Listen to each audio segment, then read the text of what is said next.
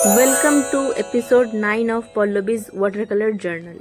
सबसे पहले मैं बेस लेयर ऐड करूंगी जो कि सबसे हल्का लेयर होगा एंड फर्स्ट लेयर पे येलो कलर को लेकर मैं पूरा जो ये ओढ़नी है इसमें अप्लाई कर रही हूँ येलो कलर। ये जब धीरे धीरे ड्राई हो जाएगा इसके ऊपर मैं सेकेंड लेयर या फिर थर्ड लेयर जिस जिस जगह पे शैडो बन रहा है उसके हिसाब से ऐड करूंगी। ड्रेस का जो नीचे का पार्ट है इस पे अब मैं एज अ बेस कलर एक रेड कलर का पतला पेंट अप्लाई कर रही हूँ। एज अ बेस लेयर आप कोई भी रेड कलर जो भी आपके पास है उससे आप एक फर्स्ट लेयर अप्लाई कर सकते हैं। इसके ऊपर हम और 2 लेयर अप्लाई करेंगे according to the dark area. जहाँ पे भी डार्क एरिया बनेगा, शैडो बनेगा ड्रेस के ऊपर, वहां पे हम अप्लाई करेंगे।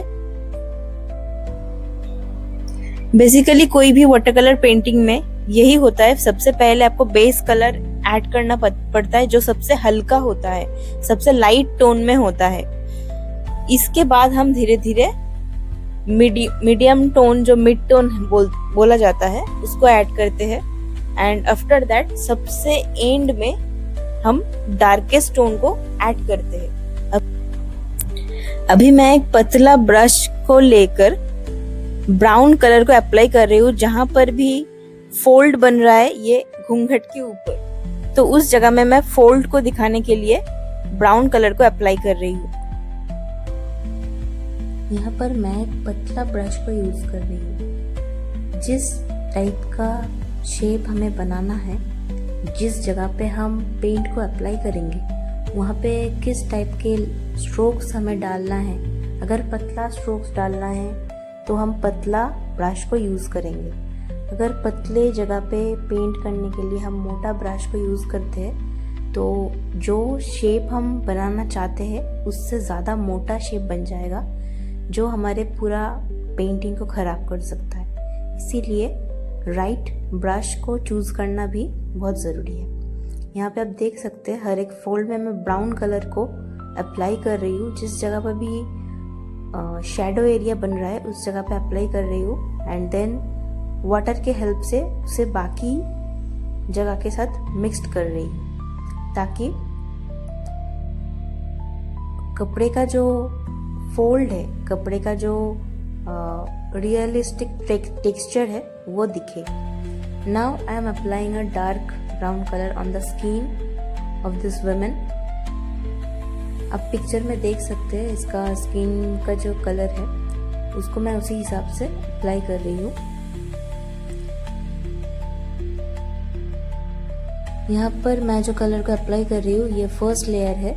आफ्टर ड्राइंग ये कलर भी थोड़ा हल्का हो जाएगा तब मैं सेकेंड लेयर ऐड करूँगी जिससे स्किन के ऊपर जो शैडो बन रहा है और लाइट का जो पोजीशन है, इस पिक्चर में लाइट का पोजीशन लेफ्ट में है, पीछे की तरफ फिगर का पीछे से लाइट आ रहा है। सो उसको दिखाने के लिए मैं बाद में और ज़्यादा पेंट अप्लाई करूँगी स्किन के ऊपर। अभी मैं इस मटके के ऊपर एक लाइट ब्राउन कलर का बेस कलर ऐड कर रही हूँ। बाद में मैं फिर से इसके ऊपर और लेयर ऐड करूँगी। अभी इसको ऐसे ही छोड़ेंगे एंड ये थोड़ा ड्राई होने के बाद वैसे भी हल्का हो जाएगा। Then I will apply more layer on it. इनके राइट हैंड में जो मटका है उसका जो मटेरियल है वो पीतल से बना हुआ है, तो उसके लिए मैंने फर्स्ट लेयर पे एक ऑकर येलो का एक बहुत लाइट टोन अप्लाई करी है as a base colour and इसके ऊपर मैं बाकी लेयर को अप्लाई करूँगी to give it a realistic look. उसके लिए मैं ब्राउन कलर को यूज़ करूँगी। अभी ऊपर में जो मिट्टी का मटका है उस पर मैं सेकेंड लेयर अप्लाई कर रही हूँ। लेफ्ट साइड से लाइट आ रहा है इसीलिए मटके के ऊपर के जो पार्ट है वहाँ पे लाइट एरिया बनेगा। After that I am applying second layer on the skin also. हाथ के ऊपर एक ब्राउन का सेकेंड लेयर में अप्लाई कर रही हूँ जिसकी वजह से शैडो का जो डायरेक्शन है उसको मैं अच्छे से दिखा पाऊंगी। गले का part and face totally shadow area में है, तो यहाँ पे ब्राउन का जो शेड है वो डार्क होगा, इसीलिए बार बार लेयर को मैं अप्लाई करूँगी। एक बार में कोई भी एरिया को बहुत ज़्यादा डार्क कर देने से बाद में हम उसे ठीक नहीं कर पाते, इसीलिए वाटर कलर में लेयर बाई लेयर हम डार्कनेस को इंक्रीज करते हैं। आप भी जब पेंटिंग करते हैं कोई भी वाटर कलर का, तो डार्कनेस को लेयर वाइज अप्लाई करना। एक ही बार में अगर हम डार्क कर देते हैं तो उसको ठीक करने का कोई उपाय नहीं होता, क्योंकि वाटर कलर इरिवर्सिबल होता है। आप वहाँ पे कोई भी मिस्टेक एक बार कर देते हैं तो उसको बहुत अच्छे से 100% मिटाया नहीं जा सकता। थोड़ा सा चेंज किया जा सकता है, बट उससे पेंटिंग खराब बन जाता है, माड़ी बन जाता है। पेपर का जो ऊपर का जो सरफेस है, पेपर का जो पार्ट है वो पिल होके ऊपर आ जाता है ज़्यादा लेयर अप्लाई करने से। तो इसीलिए हम धीरे धीरे डार्कनेस को इंक्रीज करते हैं, ना कि एक बार में पूरा डार्क बना देते हैं। तो पेंटिंग करते टाइम इसी चीज़ का ध्यान रखना पड़ता है। मैंने ऑकर येलो के साथ ब्राउन कलर को मिक्स्ड करके इस पीतल का जो मटका है उस पे अप्लाई कर रही हूँ to give it a realistic look. इसके लिए आप बार बार रेफरेंस को देखिए एंड वहाँ पे वैल्यूज का जो चेंज हो रहा है कहीं से डार्क से लाइट की तरफ, ये सारे चीज़ों को ही बार बार ऑब्जर्व करके उसी तरीके से अपने पेंटिंग में बनाना होता है। वैल्यूज का जो चेंज हो रहा है सरफेस में डिफरेंट पार्ट में, उसको अच्छे से ऑब्जर्व करना होता है। आपका ऑब्जर्वेशन ही आपके वाटर कलर पेंटिंग को रियलिस्टिक बनाएगा, उसको एग्जैक्ट लुक देगा।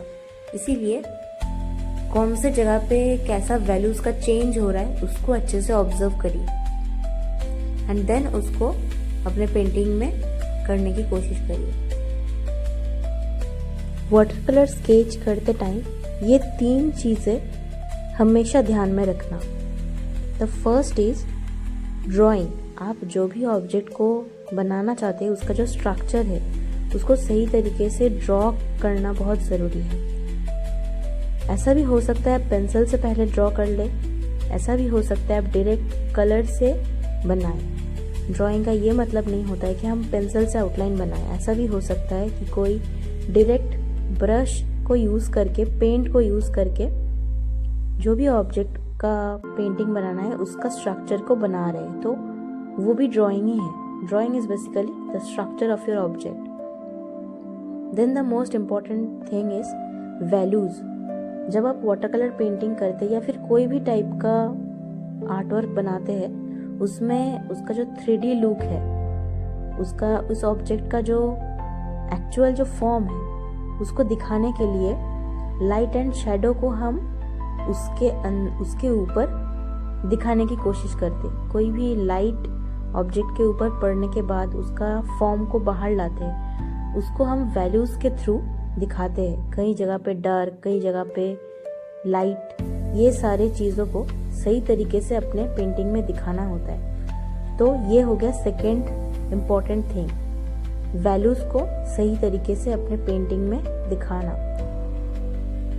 वाटर कलर पेंटिंग के लिए the third and the most important point is paper के ऊपर वाटर को, दैट इज द पेंट को कंट्रोल कर पाना। जब हम पिगमेंट को वाटर के साथ मिक्स्ड करते हैं, उसके बाद जो पेंट बनते हैं वो पेपर के ऊपर वाटर जैसा ही बिहेव करता है। उसका जो फ्लोई नेचर है उसको कंट्रोल करना बहुत ज़्यादा मुश्किल हो जाता है कभी कभी।